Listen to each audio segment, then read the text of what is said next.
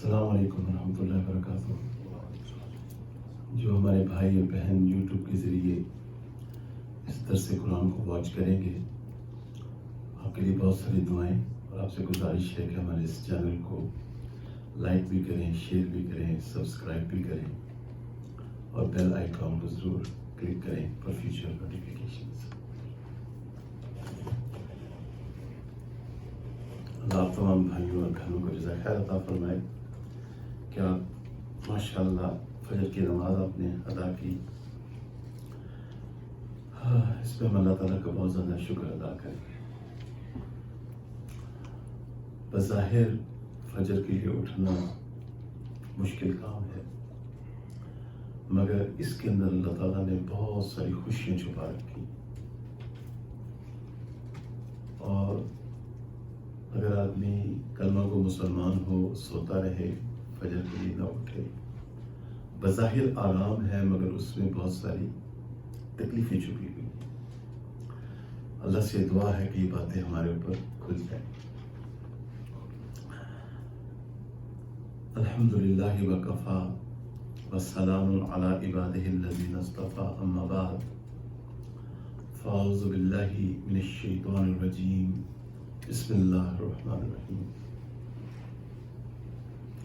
کلام پاک کی تلاوت سے پہلے اللہ تعالیٰ کی پناہ مانگی جاتی ہے شیطان سے، جس کو اللہ تعالیٰ نے رد کر دیا ہے ہمیشہ کے لیے۔ شیطان اللہ تعالیٰ کا ازلی دشمن ہے، ذاتی دشمن ہے۔ اس نے اللہ سبحانہ و تعالیٰ کی نافرمانی کی، ابا واستکبر وکان من الکافرین۔ اس نے اللہ تعالیٰ کا حکم ماننے سے انکار کیا، ابا، اور تکبر کیا۔ اس نافرمانی کا سبب تکبر تھا، تو اللہ تعالیٰ نے اس کو ہمیشہ کے لیے رد کر دیا۔ اس کو اللہ تعالیٰ نے بہت ساری طاقت دی ہے۔ ہم جب انشاءاللہ سورہ فلق اور سورہ ناس کی طرف آئیں گے تو اس کو پھر کور کریں گے۔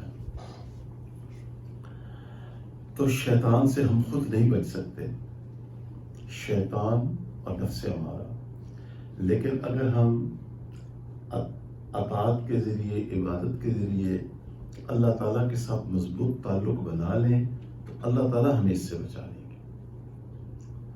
بسم اللہ الرحمن الرحیم۔ شروع کرتا ہوں اللہ کے نام سے جو بے حد مہربان اور نہایت رحم والا ہے۔ تو ہر اچھا کام جو شریعت میں جائز ہے، حلال ہے، اس کو بسم اللہ سے شروع کرنا چاہیے۔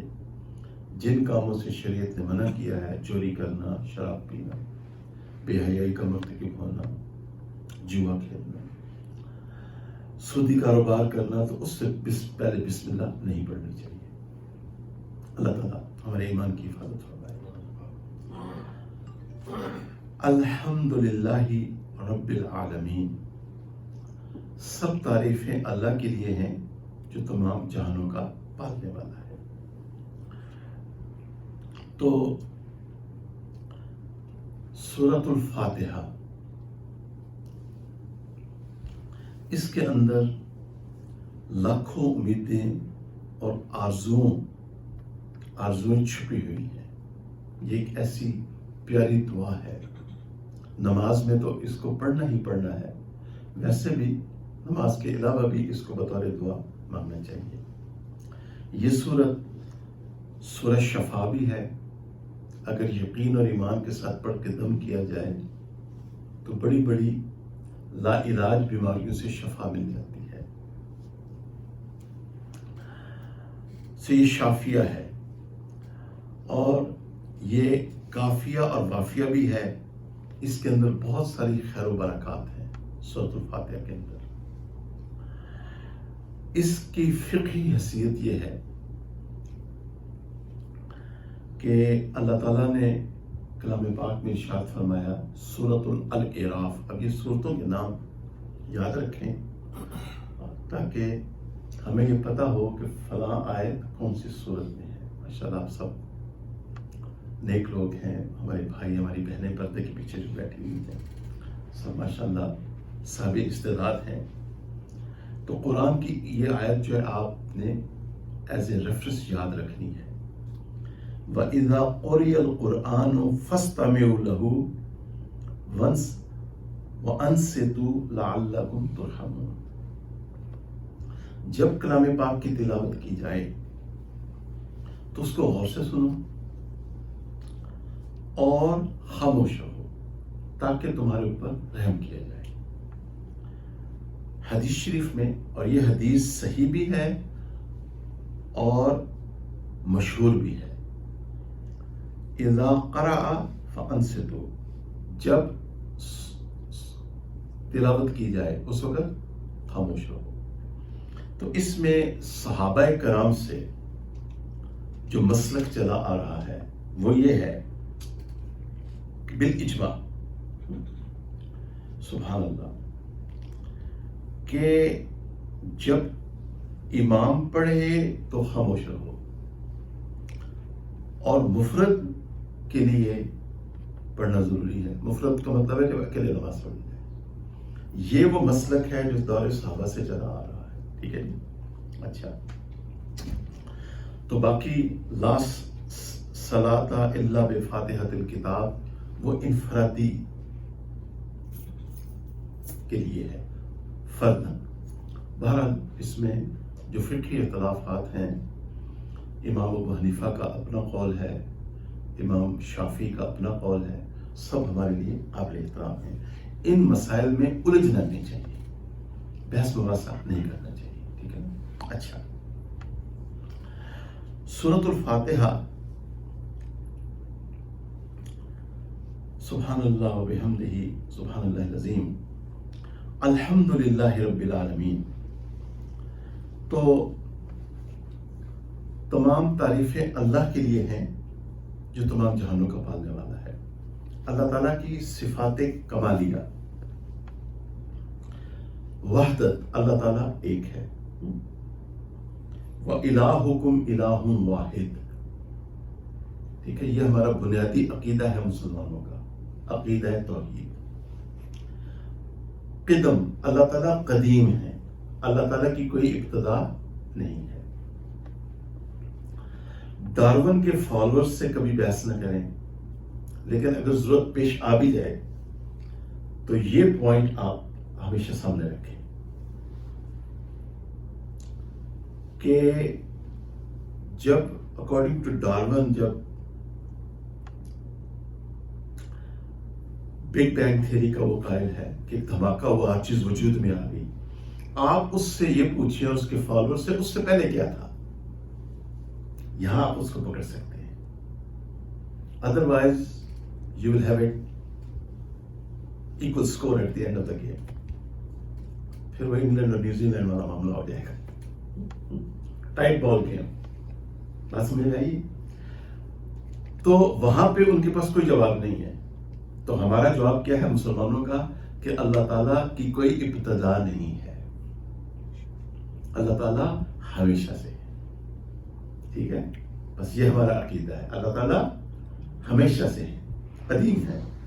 حیات، اللہ تعالیٰ کی زندگی ہے. ہم انشاءاللہ اگلے سیٹرڈے کو ضرور آئیے گا، آیت الکرسی کا درس ہوگا انشاءاللہ، تو اس میں اس کو مزید کور کریں گے.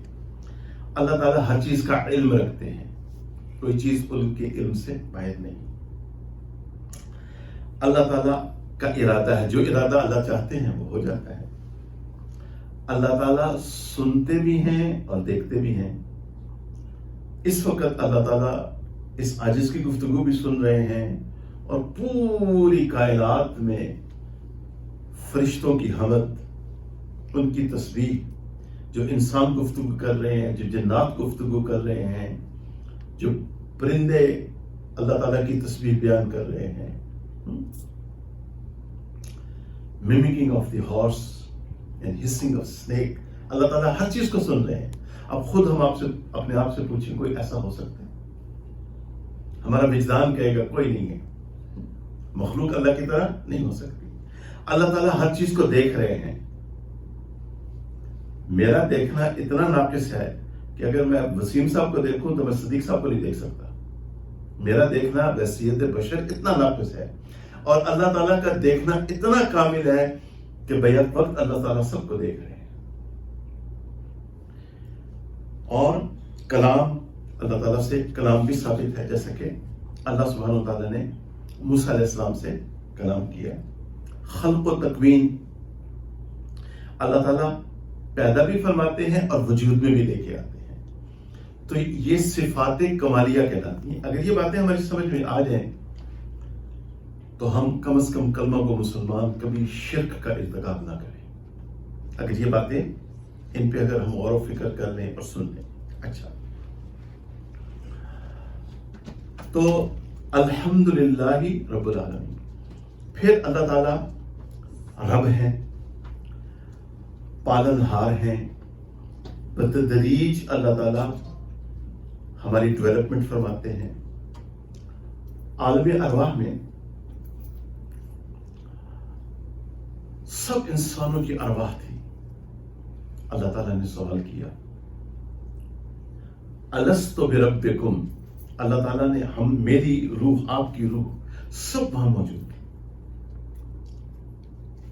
اللہ تعالیٰ نے پوچھا کہ کیا میں تمہارا رب نہیں ہوں؟ سب خاموش تھے. تو اتنے میں سیدنا رسول اللہ صلی اللہ علیہ وسلم آگے بڑھے اور آپ نے فرمایا بلا یا ربی، کیوں نہیں اے میرے رب. تو پھر جب آپ نے فرمایا بلا یا ربی تو پوری انسانیت نے آپ کی اتباع کی. فرمایا تو وہ جمع کا صیغہ بن گیا قالوا بلا. تو اللہ تعالیٰ ہمارے رب ہیں. دوسری بات، اللہ تعالیٰ نے جو دعائیں سکھائی ہیں کلام پاک میں، ربنا آتنا فی الدنیا حسنہ وفی الآخرۃ حسنہ وقنا عذاب النار. خواتین سورہ بقرہ، یہ وہ دعا آیات ہیں جو نبی کریم صلی اللہ علیہ وسلم لے کے آئے ہیں معراج شریف سے میرے اور آپ کے لیے. ہمیں چاہیے کہ وہ دعائیں ہم پڑھیں، مانگا کریں. ربنا لا تؤاخذنا ان نسینا او اخطانا ربنا ولا تحمل علينا اصرا كما حملته على الذين من قبلنا. سورہ آل عمران میں کتنی پیاری دعائیں اللہ تعالیٰ نے سکھائی ہیں. ہم زبانی یاد کریں، ان کو مانگیں. ربنا ما خلقت هذا باطلا سبحانك فقنا عذاب النار. کتنی پیاری دعائیں ہیں. ربنا میں کیا پایا جاتا ہے؟ ایک اپنائیت پائی جاتی ہے، ایک محبت کا پہلو پایا جاتا ہے. سبحان اللہ. ایک ارادی اور غیر ارادی شعور پایا جاتا ہے، ایک توکل پایا جاتا ہے، ایمان پایا جاتا ہے. اے میرے رب. یہ واقعہ میں نے حضرت دامت برکاتہم کی زبان مبارک سے سنا، سچا واقعہ ہے.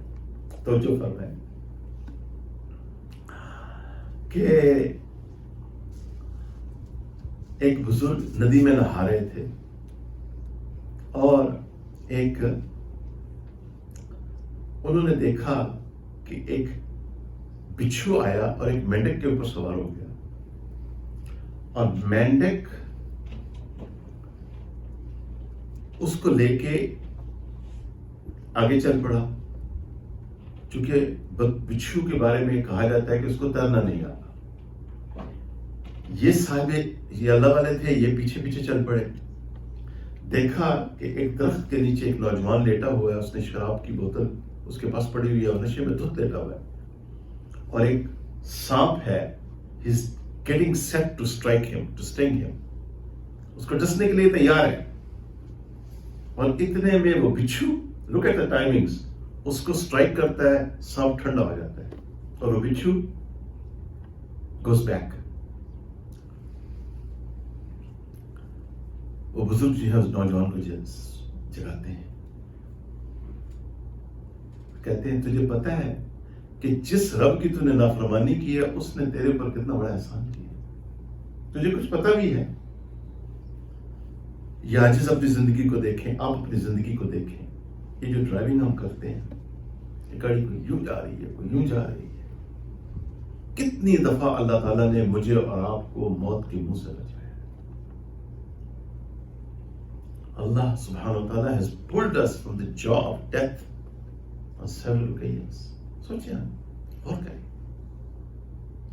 تو وہ رب جو ہمارا اتنا بڑا محسن ہے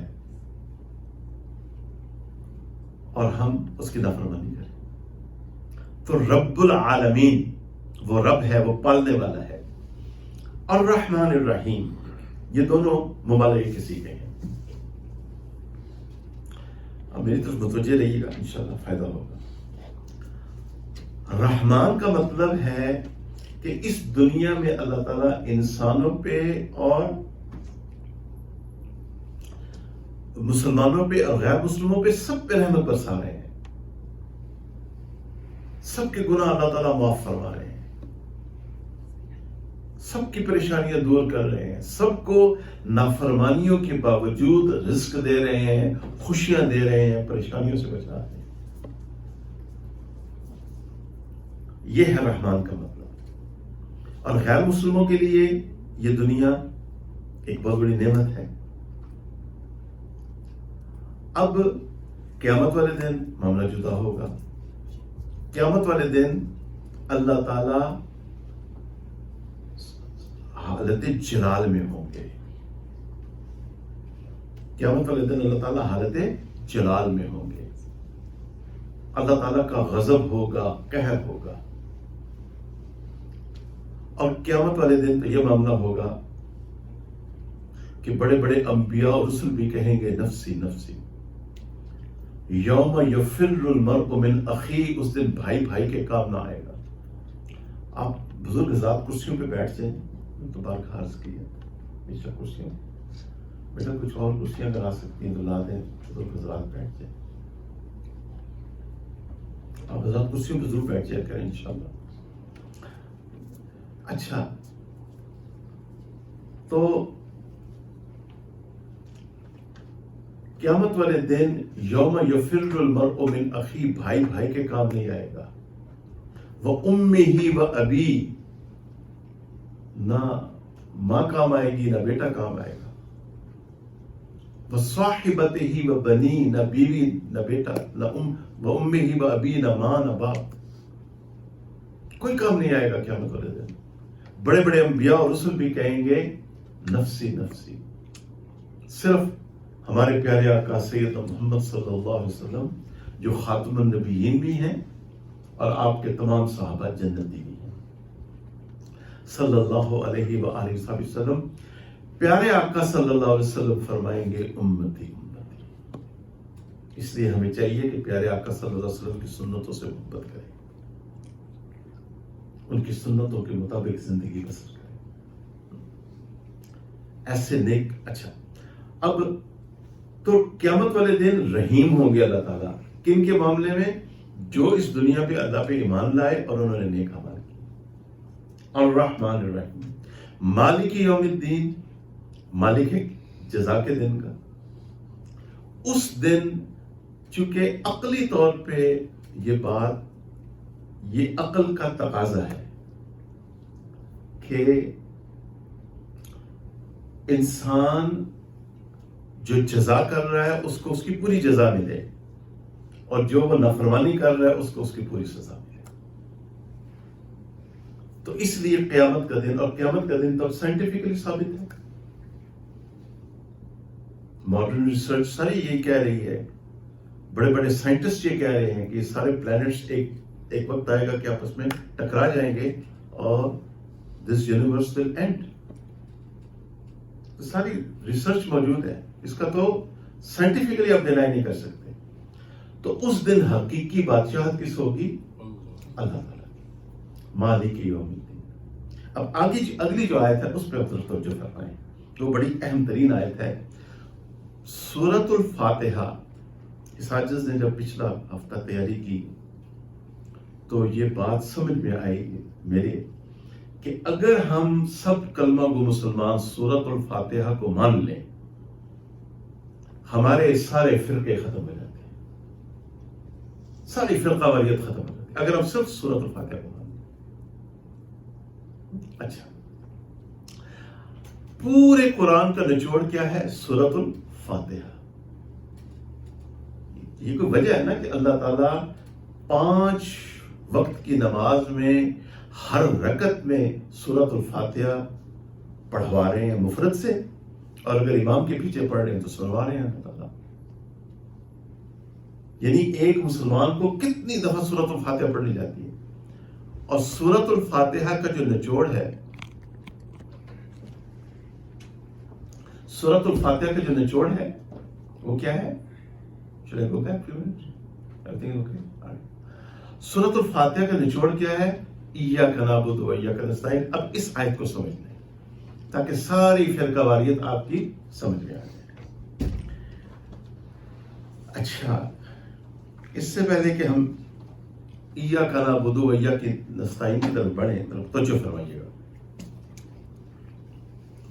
آپ ماشاءاللہ صاحب علم ہیں، یہاں علماء بھی موجود ہیں، اور یوٹیوب کے ذریعے ماشاءاللہ ہمارے پڑھے لکھے بہن بھائی اس کو واچ کریں گے. ایاکا میں ایا حرف ہے. ایا حرف کے بعد جب ضمیر آئے تو تخصیص کا فائدہ دیتی ہے، اس میں خصوصیت پیدا کرتی ہے. مانی ہم آپ کی، ہم صرف آپ ہی، آپ کی. نعبدو و نستعینو ٹھیک ہے، لیکن اللہ تعالیٰ کون سا صیغہ لے کے آئے ہیں؟ ایاک نعبد و ایاک نستعین. تو کیا مطلب ہے؟ ہم آپ ہی، آپ کی سے ہم صرف اور آپ ہی کی عبادت کرتے ہیں اور آپ ہی سے مدد مانگتے ہیں. تھوڑی سی اللہ تعالیٰ کلام پاک میں فرماتے ہیں افلا تعقلون، عقل کیوں نہیں استعمال کرتے؟ تھوڑی ہم عقل استعمال کریں نا، ساری آپ کو پتہ چل جائے گا کہ صراط مستقیم کیا ہے اور غلط راہیں کون سی ہیں. اچھا آگے چلیں.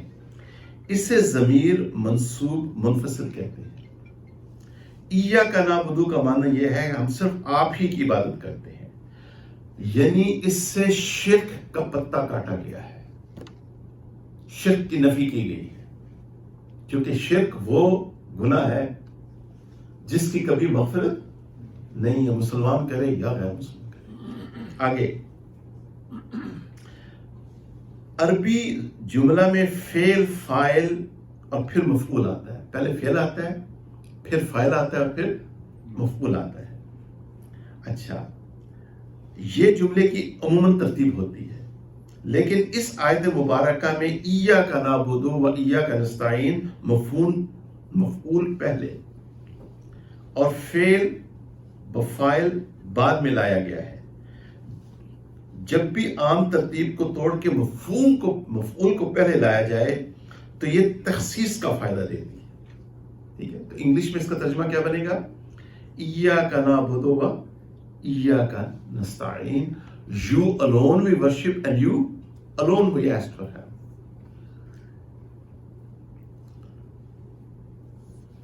اب اگر میں یہ کہوں حبیب صاحب میرے دوست ہیں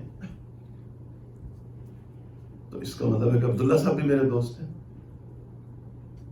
لیکن اگر میں کہوں حبیب صاحب ہی میرے دوست ہیں تو اس سے کیا مراد ہے؟ تو آگے ہمیشہ کی جنت ہے اور ہمیشہ کی جہنم ہے. تو ایاک نعبد کا کیا مطلب ہوگا؟ ہم آپ ہی کی عبادت کرتے ہیں. عبادت شریعت محمدیہ علیہ صاحب والسلام میں اللہ کے سوا اور کسی کی نہیں ہے. 3 چیزیں، 3 حالتیں، قیام، رکوع اور سجود شریعت مبارکہ میں کس کے لیے؟ صرف اور صرف اللہ تعالیٰ کی ذات کے لیے اور کسی کے لیے بھی نہیں. تو اب آپ نے 2 چیزیں سمجھنی ہیں. ماشاءاللہ آپ سب صاحب علم ہیں، ان مضامین کو ہم نے کور بھی کیا ماضی میں. 2 چیزیں سمجھنی ہیں، سارا یہ آیت آپ کی سمجھ میں آ جائے گی انشاءاللہ. ایک ہے ما تحت الاسباب. کیا کہتے ہیں جی؟ تحت کہتے ہیں نیچے کو. بیٹا مجھے پانی لا دیں تو معاذ اللہ میں اللہ میں الکفر معاذ اللہ. میں فہد صاحب کو پانی کا خالق نہیں سمجھ رہا. ڈاکٹر کے پاس جائیں, اپوائنٹمنٹ لے لیں, ڈاکٹر کے پاس کیوں نہیں جا رہے, جاب اپلائی کریں. وی آر کو ڈیپینڈنٹ, تو یہ شرک میں نہیں آتا, ٹھیک ہے نا. وی ہیو ٹو کو ایگزسٹ, یہ شرک نہیں ہے. ایک ہے ما فوق الاسباب, فوق کہتے ہیں اوپر کو, وہ ہے دعا. تو دعا ہم صرف کس سے کر سکتے ہیں؟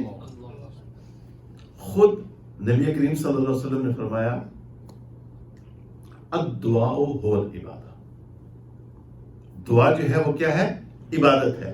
تو جب آپ نے پکارنا ہے نا بطور دعا, تو یہ اللہ کے سوا کسی کو نہیں پکار سکتے.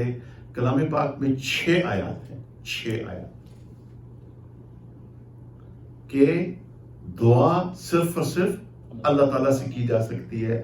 10 آیات ہیں کہ مشکل اللہ کے سوا کوئی اور نہیں دور کر سکتا. ایک آیت ہے کہ اللہ کے سوا کوئی شفا نہیں دے سکتا. وَإِذَا مَرِضْتُ فَهُوَ يَشْفِينِ. ایک آیت ہے کہ اللہ کے سوا کوئی اور اولاد نہیں دے سکتا. تو یہ ایشوز سیریس ایشوز ہیں کیونکہ عبادت کا معاملہ ہے, اور اللہ تعالیٰ نے 1,24,000 انبیاء بھیجے ہیں کس کے لیے؟ کہ اللہ کی عبادت کی جائے. اچھا, جب قرآن نازل ہو رہا تھا تو اس وقت 4 قسم کے شرک تھے جس میں مشرکین مکہ ملوث تھے. تو پہلا شرک کون تھا؟ شرک فی الکواکب, شرک فی ستاروں کا شرک. شرک فی الکواکب کی مروجہ شکل کیا ہے؟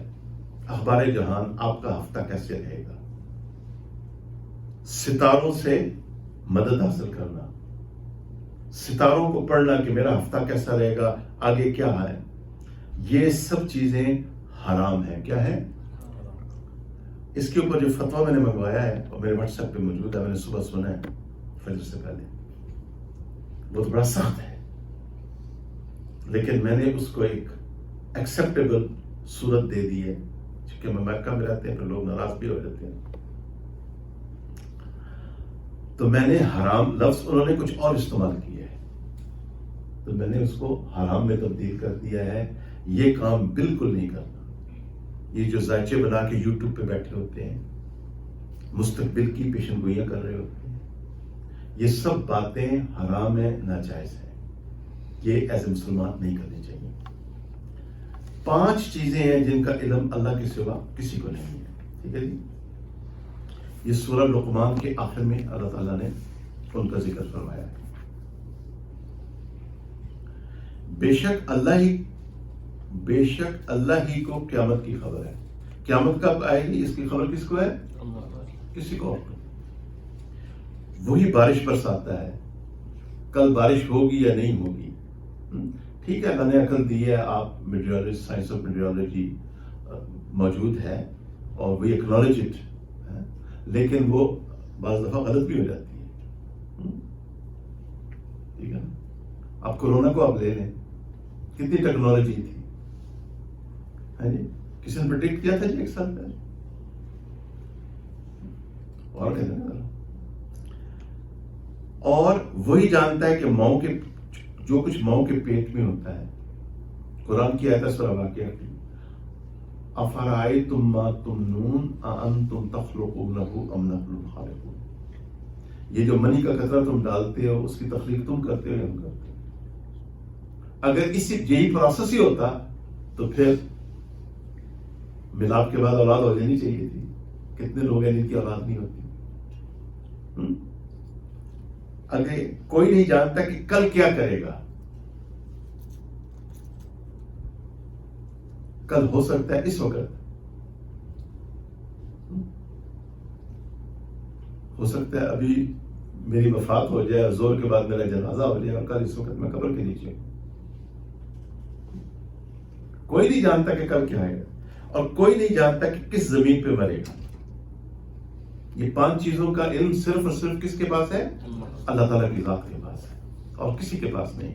تو شرک فی الکواکب. دوسرا ہے شرک فی الملائکہ. شرک فی الملائکہ سے مدد حاصل کرنا. اور تیسرا شرک فی الجنات، سورہ جن کی تفسیر میں ہم نے اس کو کور کر لیا تھا. جنات سے مدد طلب کرنا، شیاطین جنات سے، اور جو مسلمان جنات ہیں وہ ہمارے بہن بھائی ہیں اور ہم ان کے لیے دعا گو ہیں. اللہ تعالیٰ ان کو دنیا اور آخرت کی خوشیاں نصیب فرمائے.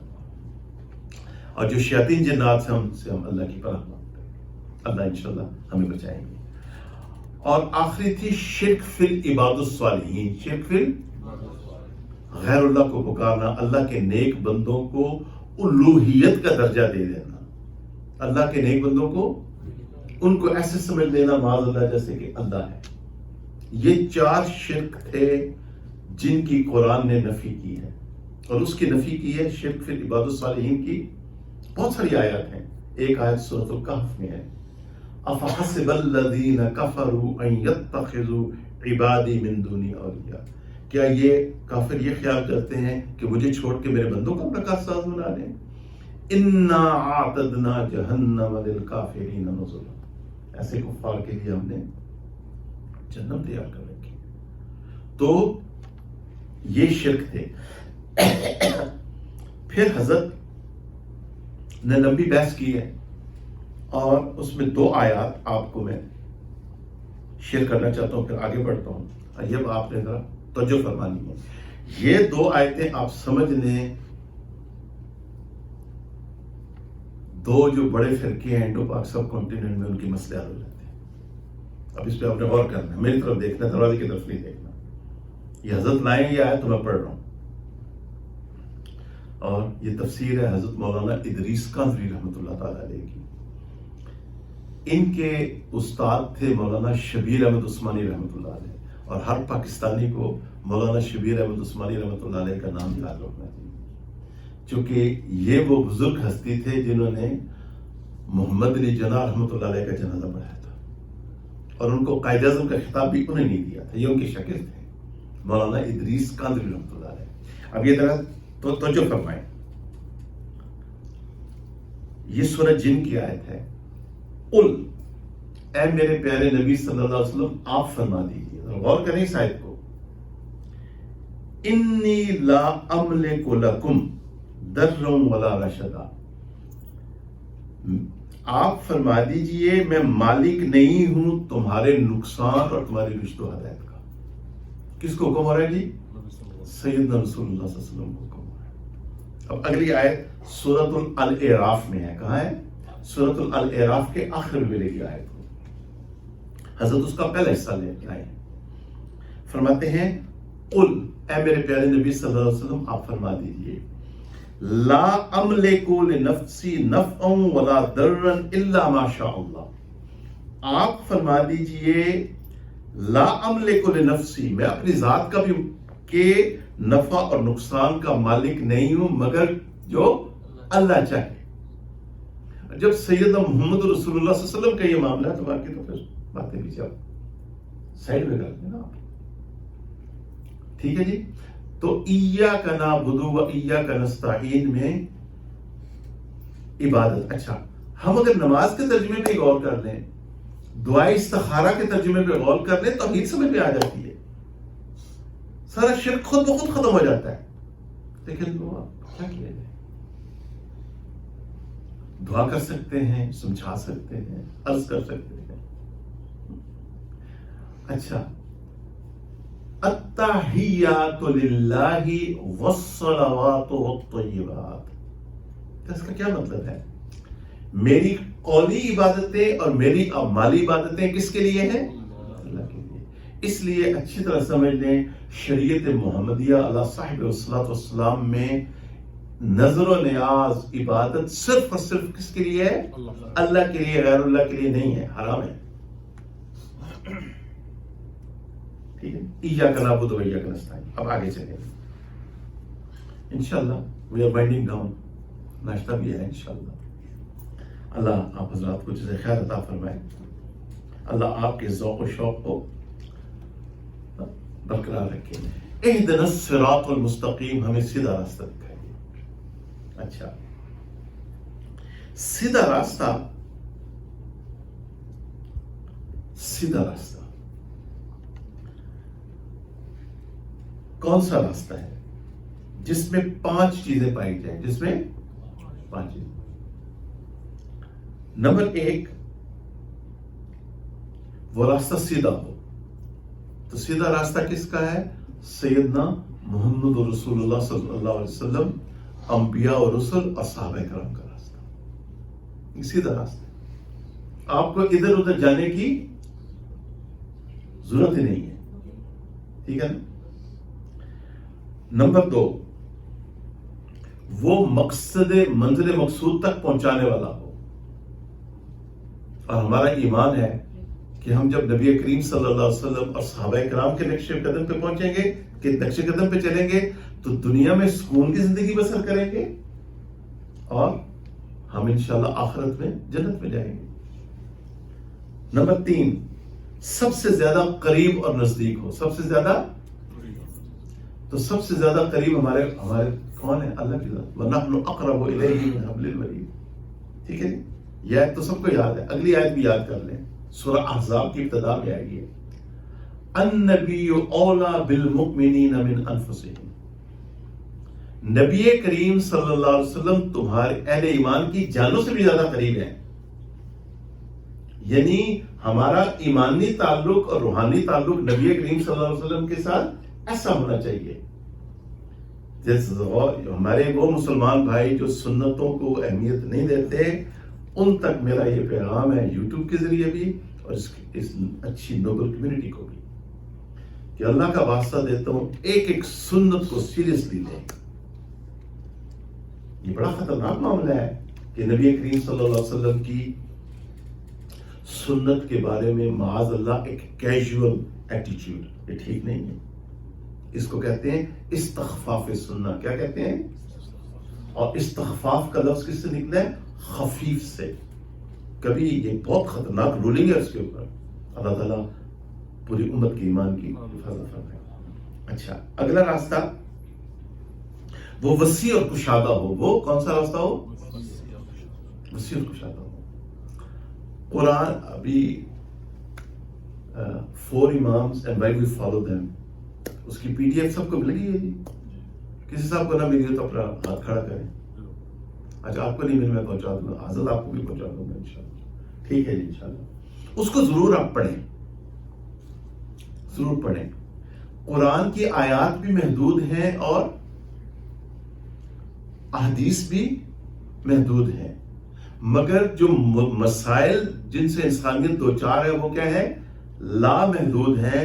لہذا ہم مجبور ہیں کہ ہم ائمہ اربعہ کے اجتہاد کے اوپر انحصار کریں. It makes perfect sense. کشادہ راستہ ہے. ٹھیک ہے نا. اب ایک آدمی کہے جی میں نے ہونڈا خریدنی ہے تو مجھے بتائیں. اب قرآن کھول کے بتائیں میں ہونڈا خرید سکتا ہوں کہ نہیں. تو ہم اس کو کہیں گے ٹھنڈا پانی پیئیں پہلے. ہمارے پاس بیٹھے پیار محبت کے ساتھ، ہمارے بریکفاسٹ میں آئے سیٹرڈے مارننگ. پھر ہم اس کی خدمت پہ عرض کریں گے کہ اس دور میں گھوڑے تھے، اونٹ تھے، خچر تھے. ٹھیک ہے نا. اس دور میں گاڑیاں ہیں اور اس کو ان کے اوپر قیاس کیا گیا ہے، لہذا آپ ہونڈا خرید سکتے ہیں. ٹھیک ہے نا. تھوڑا سا بات کچھ سمجھانے والا بھی ہو اور کچھ سمجھنے والا بھی ہو. ٹھیک ہے نا. کشادہ ہو، مقصد تک پہنچانے والا ہو. یہ ہے ڈیفینیشن کس کی؟ صراط المستقیم کی، سیدھے راستے کی. اور کچھ نہیں تو بس ذہن میں یہ لے آئیں جب بھی آپ پڑھیں نا ادھر صراط المستقیم، کہ بس میں نے نبی کریم صلی اللہ علیہ وسلم کے راستے پہ چلنا ہے. سکون بھی ملے گا، اللہ تعالیٰ کی طرف سے عافیت اور مدد کے فیصلے ہو جائیں گے. ٹھیک ہے. اچھا آگے چلیں. صراط الذین انعمت علیہم، ان لوگوں کا راستہ جن پہ آپ نے انعام فرمایا. تو یہ کون ہے؟ صدیقین، شہداء، صلحاء، انبیاء. ٹھیک ہے جی. ہمارے اہل سنت والجماعت کے نزدیک ہدایت کے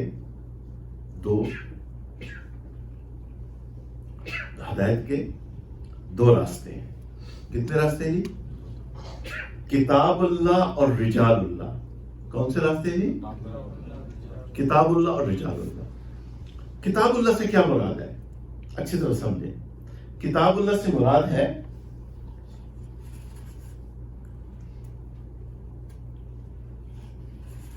قرآن، سنت. اور آپ کو پتا ہے کہ سنت کس سے ڈرائیو کی جاتی ہے؟ حدیث سے ڈرائیو کی جاتی ہے. سنت.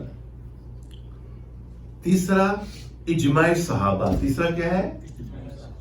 اور چوتھا کیا ہے؟ ائمہ اربعہ کا اجتہاد اور قیاس. چوتھا کیا ہے؟ ایک بات اچھی طرح سمجھ لیں، جو بھی گمراہ ہوئے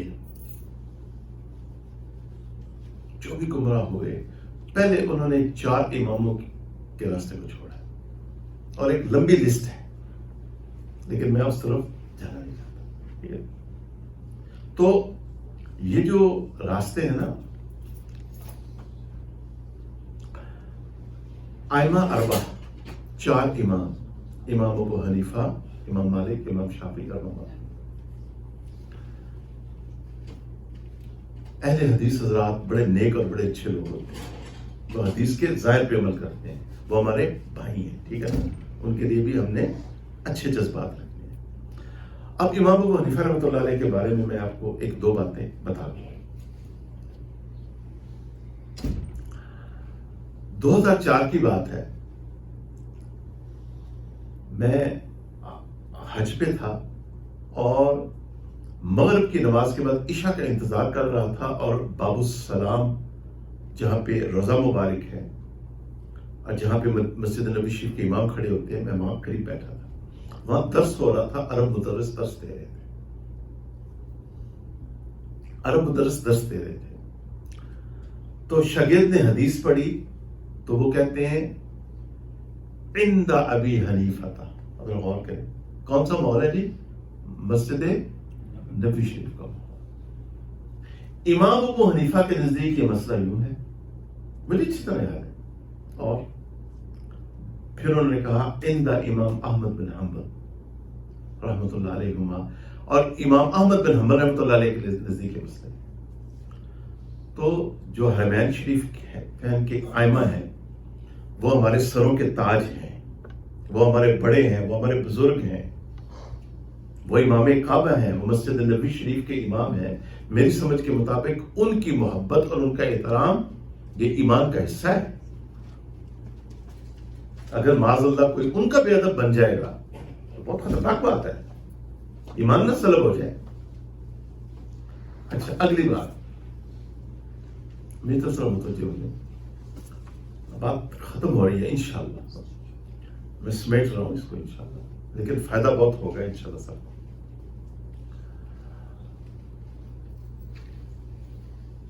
ایک بزرگ ہو گزرے ہیں، مسلکن اہل حدیث تھے، ان کا نام تھا مولانا ابراہیم سیالکوٹی. کیا نام تھا جی؟ رحمت اللہ علیہ. وہ فرماتے ہیں کہ میں نے کتابیں نکالی کہ میں امام ابو حنیفہ رحمۃ اللہ علیہ کے خلاف کتاب لکھوں، اور کہتے ہیں ایک دم میرے سامنے اندھیرا چھا گیا اور میں نے پھر توبہ استغفار کرنا شروع کر دی. کہتے ہیں میں نے توبہ استغفار کرنا شروع کر دی اور وہ اندھیرا چھٹ گیا، اور اس کے بعد وہ جب تک زندہ رہے وہ مسلکن اہل حدیث تھے. وہ اپنی مسجد میں امام ابو حنیفہ رحمۃ اللہ علیہ کے مناقب اور فضائل بیان کیا کرتے تھے. میرے بہنوئی میجر سید الرحمان صاحب رحمۃ اللہ علیہ، دعا فرما دیں اللہ ان کے درجات کو بلند فرمائے. بڑے نیک انسان تھے میجر صاحب. وہ اس وقت وہیں تھے تو مجھے سیالکوٹ جانے کا موقع ملا، رمضان کے کچھ دن گزارے تو وہاں پہ ایک مولانا صاحب تھے، ان سے میں نے اس واقعے کا ذکر کیا. وہ کہتے ہیں جی میں اس کی تصدیق کرتا ہوں، یہ بالکل واقعہ سچ ہے. تو اس لیے آپ نے یہ بات اچھی طرح سمجھنی ہے کہ جب ہم کہتے ہیں صراط الذین انعمت علیہم، ہدایت کے 2 راستے ہیں، کتاب اللہ اور رجال اللہ. جہاں تک رجال اللہ کا تعلق ہے، ہم سب اولیاء اللہ کو مانتے ہیں.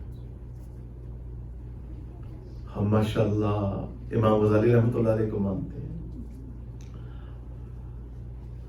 مولا روم ہرگز مولوی نشد تا غلامی شمس تبریز نشد. ہم حضرت شمس تبریز رحمۃ اللہ علیہ کو مانتے ہیں. حضرت مولانا روم رحمۃ اللہ علیہ کو مانتے ہیں.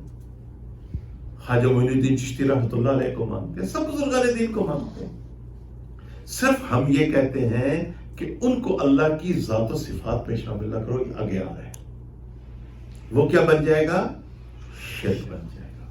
اور مشرک کی آپ لاکھ تعویلیں کرتے رہیں, لاکھ آیات کو ٹوسٹ کرتے رہیں اور اپنی بنائی ہوئی باتیں حدیث کے نام پہ استعمال کر کے اپنے مسلک کو سچ ثابت کریں, بات پھر بھی نہیں بنے گی. ٹھیک ہے. کسی کو اللہ کی صفات میں شامل, ذات اور صفات میں شامل کرنا, اس کو کیا کہتے ہیں؟ شرک اکبر. اور اس کی کوئی مخلوق نہیں. ٹھنڈے دل سے ٹھنڈا پانی پیئیں, ٹھنڈے رہیں. میں تو بڑی دعائیں کر رہا ہوں آج کل. صدیق صاحب سے بھی دعائیں کروا رہا ہوں. سب نیک آدمی ہیں. آپ سب سے میرے لیے دعا کریں. اللہ مجھے بھی ٹھنڈک عطا فرمائے, آپ کو بھی ٹھنڈک عطا فرمائے. اور ان باتوں کو ہم سمجھیں. یہ غیر مسلم معاشرے میں ہماری جو معصوم بچے ہیں, ان کو ہم صاف ستھرا اسلام دے کے جائیں. ان کو وہ سٹرگل نہ کرنی پڑے جو مجھے اور آپ کو کرنی پڑی. جب ہم نے آنکھ کھولی تو یا فلاں اتنے کنفیوژن ہوا, پھر پوری عمر سٹرگل کرنا پڑی باتوں کو سمجھنے کے لیے. ان کو ہم ایک صاف ستھرا اسلام دے کے جائیں. وما امروا الا ليعبدوا الله مخلصين له الدين حنفاء ويقيموا الصلاة ويؤتوا الزكاة وذلك دين القيم. ان کو ہم صاف ستھرا اسلام دے کے جائیں. وَإِلَٰهُكُمْ إِلَٰهٌ وَاحِدٌ. یہ بچے وہ اس کنفیوژن, اس دیوبندی بریلوی, اس سلگتی ہوئی جو کوشش ہے جس سے ہم سب گزرے ہیں, ان کو نہ گزرنا پڑے. ان کو صاف ستھرا اسلام ملے. میری تو کوشش یہ ہے. میرے اندر تو یہ درد ہے. کاش یہ درد اور کوشش ہے. آپ سب نیک لوگ ہیں, مجھ سے بہتر ہیں. یوٹیوب کے ذریعے بھی اور یہاں بھی یہ درد منتقل ہوتے ہیں. ٹھیک ہے جی. تو صراط الذین انعمت علیہم. اب آگے آیا غیر المغضوب علیہم. تو مغضوب کون ہے؟ مغضوب, اب ذرا توجہ فرمائیں. حضرت نے تو کافی گہرائی میں گئے ہیں. میں اس کا لب لباب آپ کو پیش کر دیتا ہوں. مغضوب ایک قوم ہو گزری ہے جنہوں نے اللہ تعالیٰ کی نافرمانی کی. اچھا, حضرت نے یہاں پہ لکھا ہے کہ سلف صالحین یہ فرمایا کرتے تھے, اس امت میں سے جو بھی بگڑا وہ مغضوب کے مشابہ ہو گیا. جو عالم بگڑا, کون بگڑا؟ عالم بگڑا. مغضوب کیا کرتے تھے؟ وہ حق کو چھپاتے تھے اور اپنی خواہش نفس کی پیروی کرتے تھے. وہ کیا کرتے تھے؟ حق کو چھپاتے تھے, صحیح مسئلے نہیں بتاتے تھے. مولانا مکی حجازی صاحب دامت برکاتہم نے ایک واقعہ بیان کیا ہے, بالکل بات ختم ہونے والی ہے انشاءاللہ. اللہ آپ کو جزائے خیر دے. میں نے پوری کوشش کی کہ اس کو میں سمیٹ کے آپ کے سامنے رکھوں اور بات بھی سمجھ میں آ جائے. ایک عالم تھے, ان کا نام اسماعیل تھا, اور وہ بڑے مقدس انسٹیٹیوشن سے فارغ التحصیل ہوئے تھے اور فوٹوگرافک میموری تھی بخاری شریف ان کو زبانی میں. مگر وہ رافضی بن گئے اور رافضیوں کی طرف سے اہل سنت والجماعت سے مناظرے کرتے تھے. تو ایک دن مولانا کو مل گئے. مولانا نے کہا یہ تم نے کیا کیا؟ تو تم نے توبہ نہیں کرنی. آگے مولانا نے کہا یہ تم نے کیا کیا؟ تو آگے سے اب گھر بیٹھی ہیں, مجھے حیا آ رہی ہے. کہتے ہیں جی وہاں پہ عورتیں بڑی ملتی ہیں. دیکھیں عالم بھی بگڑ, یہی جس شخص نے جھوٹی نبوت کا دعویٰ کیا بہت بڑا عالم تھا، وہ عربی میں خطوط لکھا کرتا تھا، کیونکہ معمولی شخصیت نہیں تھی. یہ اس دور کا منکر حدیث صاحب علم تو ہے نا. وہ ہمارے اجماع ہے کہ کم از کم 50,000 حدیث ہیں. کتنی حدیث ہیں؟ یہ کہتا ہے 5,000 حدیث ہیں، ایک جگہ کہتا ہے 313 ایک جگہ کہتا ہے 5,000. معراج کا یہ انکار کرتا ہے، تو معراج کا انکار کرتا ہے. آپ تصور کر سکتے ہیں؟ آپ سے سلم کی جسمانی معراج کا انکار کرتا ہے. عیسیٰ علیہ السلام کی رفت کا انکار کر رہا ہے یہ شخص. بندہ کب جاتا ہے. تو اس نے تو مولانا حسین نے کہا یہ تم نے کیا کیا؟ کہتے جی عورتیں بڑی ملتی ہیں. مولانا نے کہا توبہ نہیں کرنی. کہتا جی کر لوں گا توبہ. پھر یہ ملتان کے قریب کوئی جگہ ہے مظفر گڑھ، غالباً مظفر گڑھ، ہاں جی، اس کے قریب اس نے سگریٹ سلگایا اور گاڑی میں بیٹھا، ایکسیڈنٹ ہوا، پر خرچے ہو گئے. میرے رب کو کسی کی عبادت کی ضرورت نہیں ہے، ہم اس کے محتاج ہیں. تو یہاں پہ حضرت نے لکھا ہے کہ سلف صالحین فرمایا کرتے تھے کہ جو عالم بگڑے گا اس کے اندر مغضوب والی باتیں پیدا ہو جائیں گی. ٹھیک ہے. اور دوالین کون ہیں؟ دوالین وہ ہیں جو عبادت تو بہت زیادہ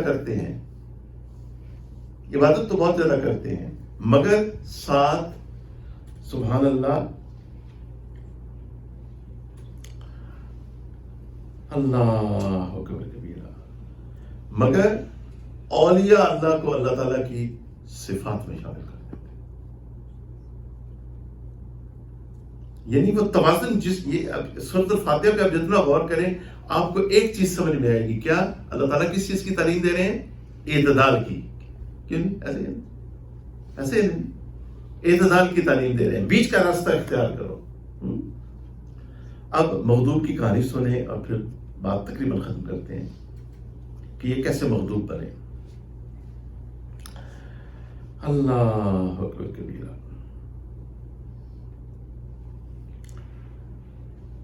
اللہ اکبر کبیرہ. یہ سننے والا ہے واقعہ ویسے.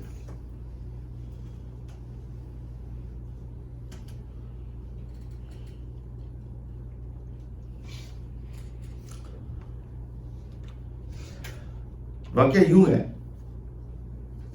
کہ ایک قوم تھی، اللہ تعالیٰ نے ان کو کہا تھا کہ ہفتے کے روز مچھلیاں نہ پکڑا کرو. اللہ تعالیٰ کا حکم. تو ایمان اس کو کہتے ہیں کہ جب اللہ کا حکم آ جائے، جب اللہ تعالیٰ کسی چیز سے منع فرمائے تو ہم وہ کام نہ کریں. اس کو ایمان کہتے ہیں.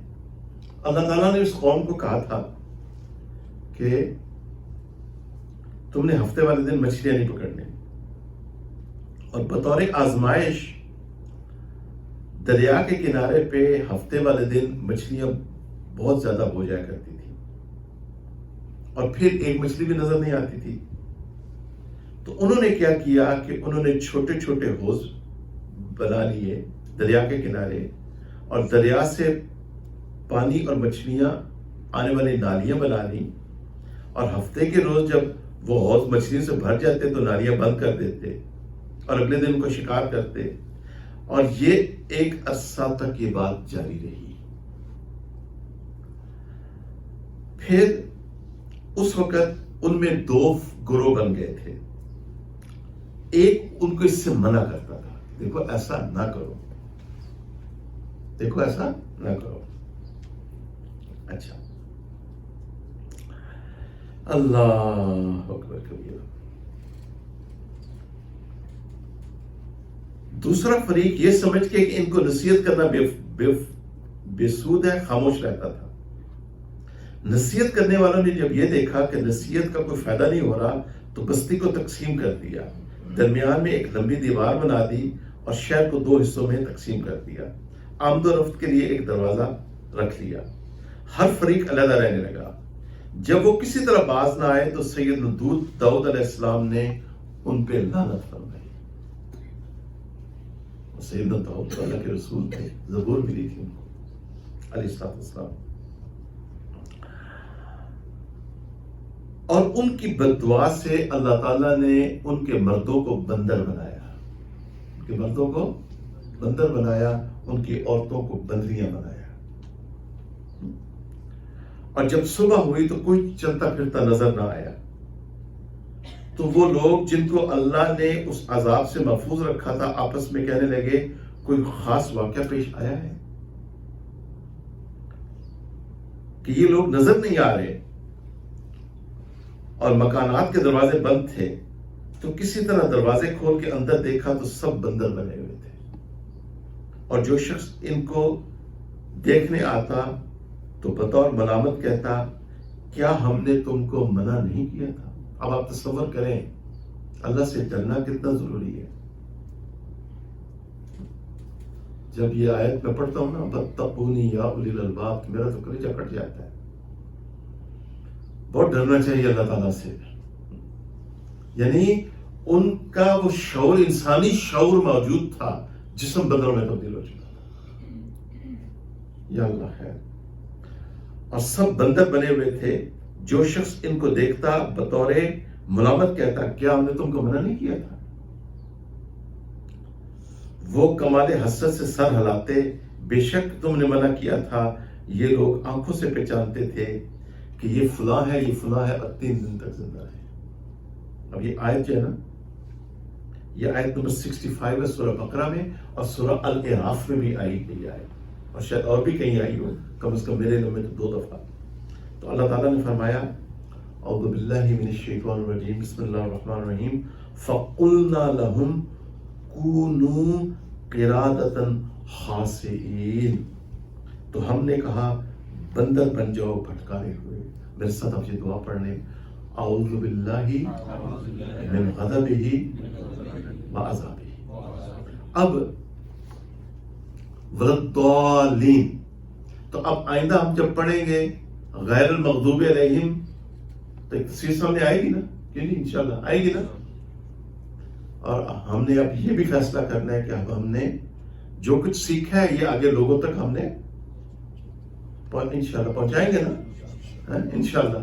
سب ارادہ کرتے ہیں نا آگے دوسروں تک پہنچانا ہے، جس طرح مفہوم بیان کرتے ہیں. ماشاءاللہ ہماری نیک قابل احترام بہنیں، مجھے بڑی خوشی ہوتی ہے کہ ان کے بڑے اچھے سلسلے چل رہے ہیں. سیرت کا پروگرام بھی انہوں نے شروع کر دیا ہے. مولانا مکی جاجی صاحب کی سیرت سننا ماشاءاللہ بہت اچھی، یہ اچھی باتیں ہیں. اس کے اولادوں کے اوپر اچھے اثرات ہوں گے. اس کی برکت سے اللہ تعالیٰ آنے والے نسلوں کی ایمان کی حفاظت فرمائیں گے. اچھا اب آگے چلیں. وَلَضَّالِّينَ، تو یہ کون ہے؟ وَلَضَّالِّينَ وہ لوگ ہیں کہ جو گمراہ. یہ اپنے رسول کی محبت میں، اب توجہ فرمائیں، میں نے پوری بات نہیں کھولنی، وہ میں آپ کی صحبت پہ چھوڑتا ہوں. میں صرف بریفلی ٹچ کر کے بات ختم کرنے لگا ہوں. وَلَضَّالِّينَ، نہ وہ جو گمراہ ہوئے. یہ انہوں نے کیا کیا کہ یہ اپنے رسول کی محبت میں اتنے دور گئے کہ انہوں نے اللہ تعالیٰ کو بھلا.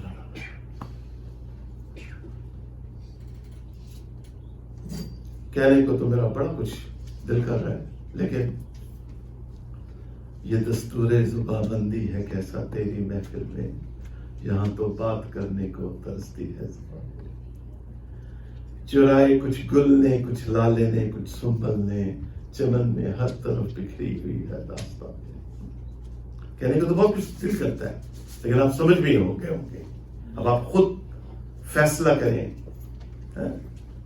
سب مسلمان ہیں، سب نے کلمہ پڑھا ہے، سورہ فاتحہ کی تفسیر آپ کے سامنے آ چکی ہے. اب آپ فیصلہ کریں کہ صحیح صراط و مستقیم پہ چلنے والے کون لوگ ہیں. یہ آپ کی ذمہ داری ہے. یوٹیوب کے ذریعے بھی اپنے بھائی بہنوں کو یہی میسج دے رہا ہوں. اب سنیں آیت سورۃ النساء کی آیت نمبر 171. یاد رہے گا جی، سورۃ النساء کی ورس نمبر 171. یا اہل الکتاب لا تغلو فی دینکم، اے اہل کتاب اپنے دین میں مبالغہ نہ کرو. اب مبالغہ کیا تھا؟ مبالغہ یہ تھا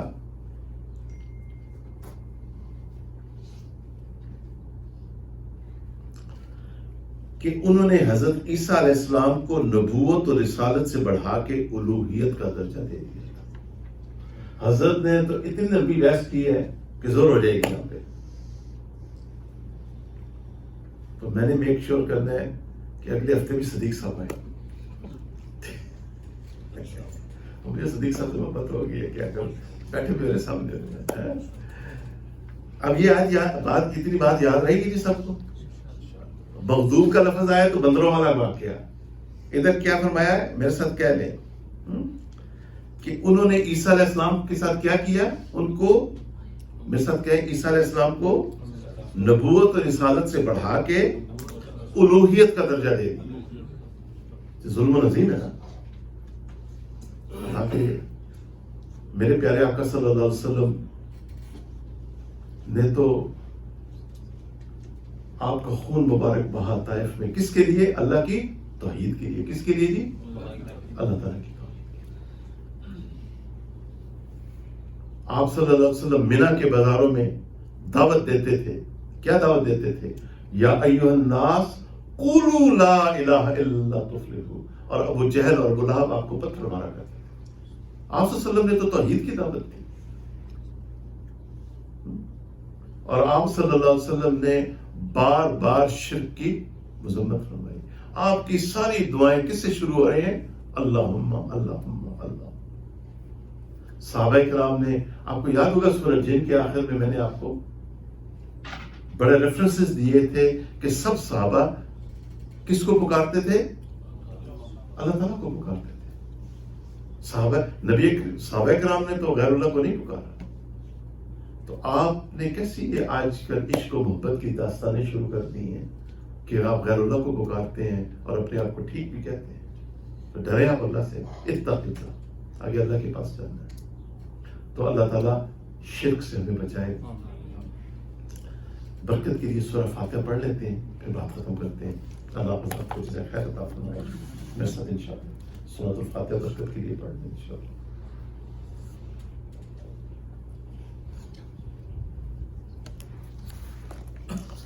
اعوذ باللہ من الشیطان الرجیم. میں اللہ کی پناہ مانگتا ہوں شیطان سے جو مردود ہے.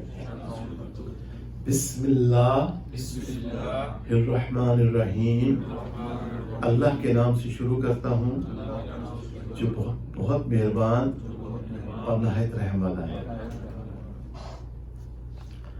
الحمدللہ رب العالمین. سب تعریفیں اللہ کے لیے ہیں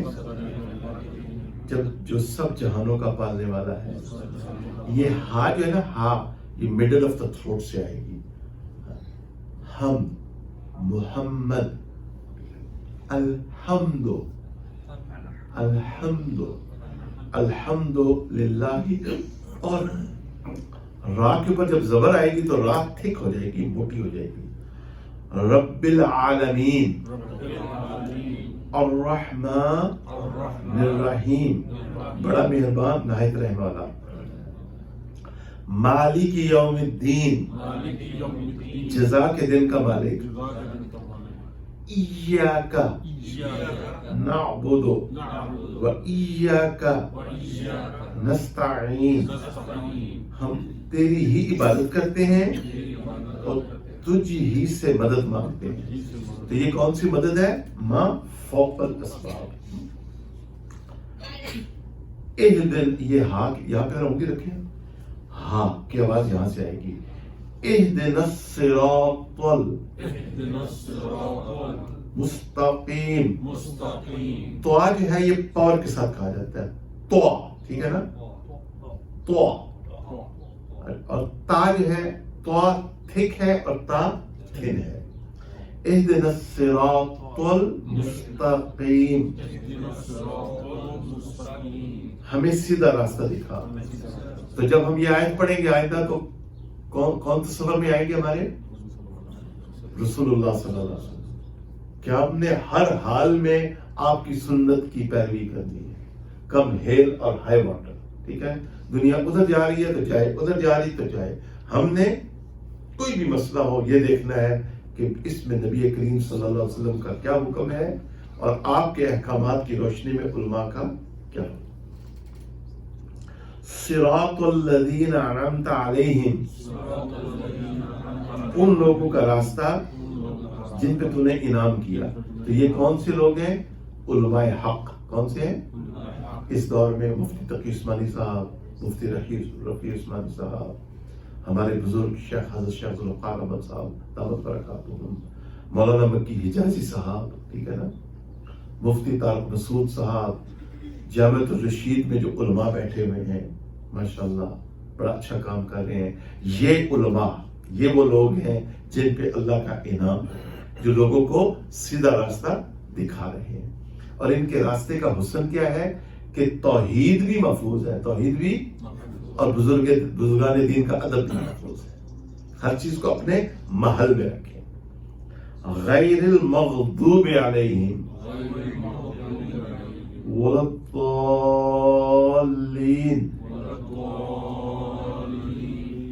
نہ جن پہ